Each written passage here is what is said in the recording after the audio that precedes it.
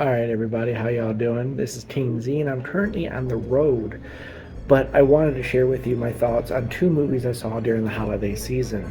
I went and saw Godzilla Minus One, which would be my first review, should be this video here, and then coming up in the second review, while I'm still on the road, I'm going to be doing Iron Claw.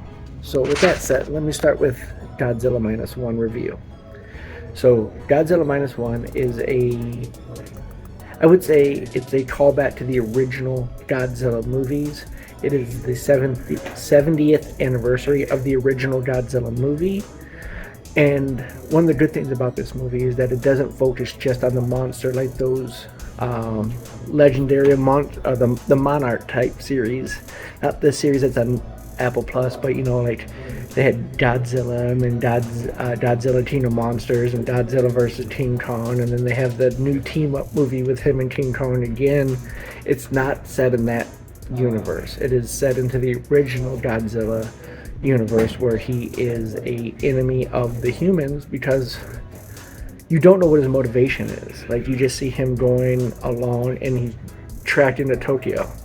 Now, the movie is set in post-World War II Japan.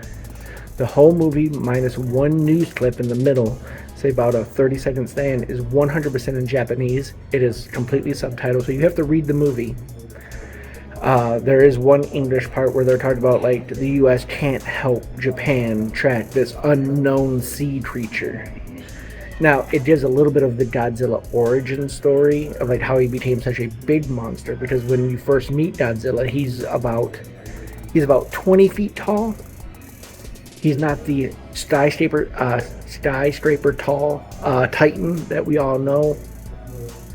So, and he attacks a air base on an island as we follow the main character, who is a kamikaze pilot who is scared to die.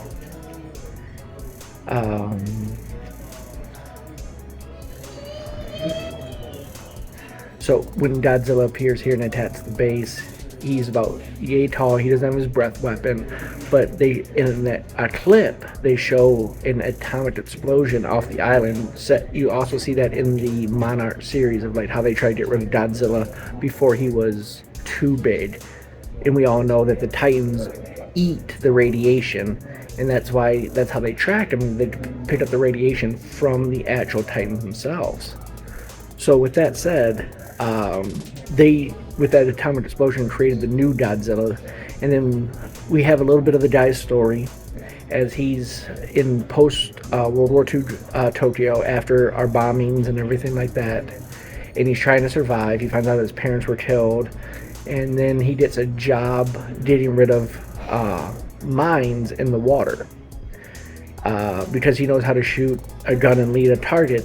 The whole purpose is that they have these wooden boats, because the mines were designed to be attracted to metal and explode. So they had this wooden boat. They'll go with a chain that would pop them up, and they would shoot them and then explode them in the water to clear the mines. They dropped like over 700 mines each, both the U.S. and Japan, around the Japan archipelago. So this is what's paying him. He got a 3,000 yen bonus to do this because of the danger of dealing with unexploded ordnance. And this is where we first see Godzilla again as he comes in and attacks this boat, and they try to use the mines to attack Godzilla. And this is where they get the idea of how to defeat Godzilla. Well, he gets the idea of how he could defeat Godzilla, the main character that we're following. Well, Godzilla attacks one island, completely destroys it, and there's a complicated love story that was built into this, where she disappears, but I'm trying to keep this short, so I'm going to speed things up. Godzilla comes back for a second attempt on mainland. Godzilla comes back for another attack on mainland Japan, and they have a plan for him to sink him to the bottom of the British trench near Japan. And if that doesn't work, like if that doesn't kill him, they were going to inflate some things and bring them up and have them depressurize.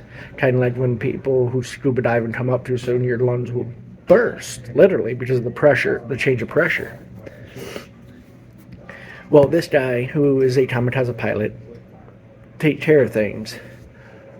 One of the things of the underlying story of this is a kamikaze pilot dealing with PTSD, a little bit of survivor's guilt, as you did see that he keeps believing that he's already dead and he's already fighting a war. Like I mentioned, the love interest, he couldn't commit to that relationship because he believed that it would only drag her into the darkness that he's already in. Through him fighting Godzilla and fighting for her and their adopted daughter, who was given to him after the bombings, um, he realized that he can live, even though yet he was planning on killing himself on this, to pay back for the people he was a coward to stop Godzilla and the first attack on that very first island. But when the guy who was in charge over there, main mechanic, comes and helps him with this, he finally gets him to help him get this plane up and running. That he tells him to live. There's a secret in the airplane. I'm not going to give it all away, but you need to watch the movie. Yes, I give this movie a big thumbs up. I would, if I had to rate it on a 10 scale, as we're trying to do now, I would give it a 7 to 8, and I would definitely give it a B plus to A minus as a rating. It is a great movie with a huge human element to it, and Godzilla is just a catalyst, not the centerpiece.